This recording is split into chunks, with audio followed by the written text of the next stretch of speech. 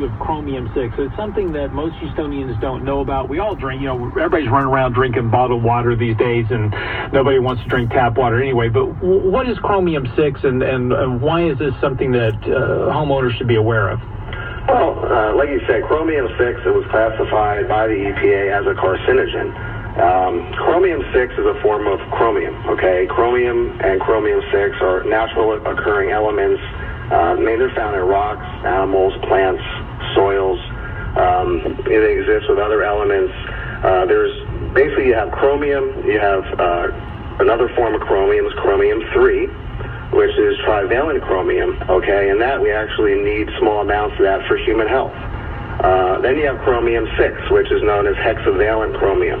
And this also does occur naturally in the environment from erosion of natural deposits. But however, it's also produced by a lot of industrial waste.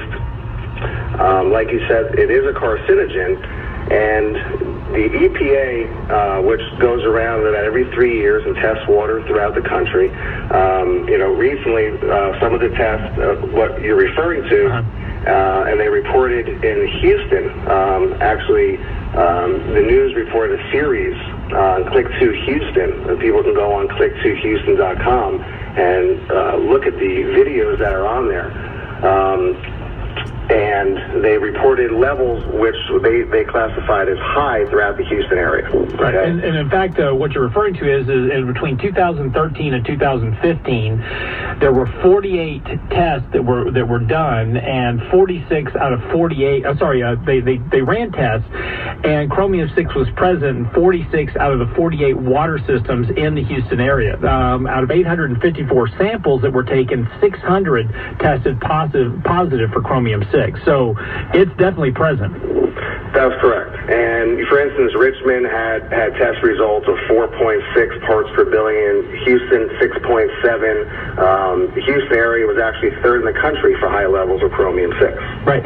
And high readings have run as high as 5.4 in parts per billion. So there's some fairly high levels of that. The 30 samples that were tested in the city of Pasadena, only 4 detected measurable amounts of chromium-6, but in the city of Houston, as you were saying, it had some of the highest levels of chromium-6 in the water. So, but does drinking, when everybody's now drinking bottled water, you pay more for a gallon of water than you pay for a gallon of gas for the most part.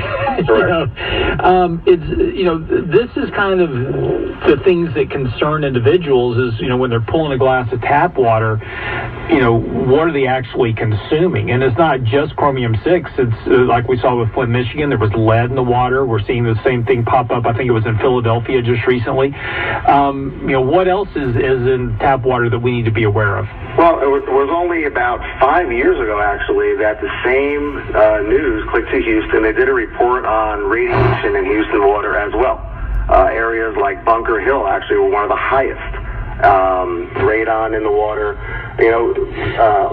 All tap water, in the Houston area especially, we have tremendous amounts of chlorine.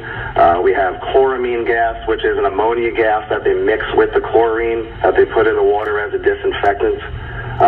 If you have the water tested, and you can look on reports that the city produces and they send out annually, you have metals in the water, arsenic, mercury, naturally occurring, and fluoride that's put in the water. Radon gas, radiation gas. All of these things we know are in the water, including now we know that we have the chromium-6 in the water as well, okay? Regarding numbers on chromium-6, the California is currently the only real standard we have. The EPA does not have any standards currently on chromium-6, what they recommend, okay? They have a standard on total chromium, which is 100 parts per billion.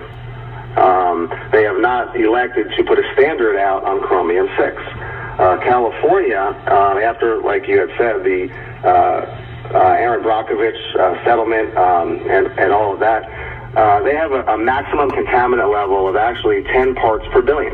Mm-hmm. So if you look at that maximum contaminant level, and you look at the levels that were found in and around Houston, those are all below maximum contaminant levels of what the state of California has declared. Okay? Okay. However, state of California has also said that any rates over 0.02 parts per billion, okay, are a cancer concern in drinking water. So even though that they don't rise to the level of 10 parts per billion, anything over 0.02 is actually harmful. So this brings us to the question, as a consumer, right, as an individual, we've got the choices of drinking bottled water. We've got all types of water, refrigerators come with water filters now, in there. So if you got the refrigerator that has the water dispenser on the door, generally there's a filter inside. Do those solve that problem to any great degree? That's a very good question, and actually since this report came out, I have had a lot of my customers that have reached out to me. So, to be clear about this, all of the refrigerator filters, a Brita filter, a Pure filter that people, attach to the faucets, those are all mainly just carbon filtration, okay? Carbon is not going to remove chromium-6 from the water. So the answer would be that the refrigerator filters, the filters you attach on your kitchen sink, the little pitcher filters, no, they are not going to remove chromium-6 from the water. So hold on for me real quick. I got to jump to a break. But Michael, when we come back, let's talk about some solutions to these issues. And if people are interested in trying to not only save money long term, because buying bottled water is expensive, it's also potentially inconvenient, but also what can we do to improve the quality of the water that we're taking? We'll come back with Michael Cohen, who's from Lone Star Water. Be right back after the break. Don't go away.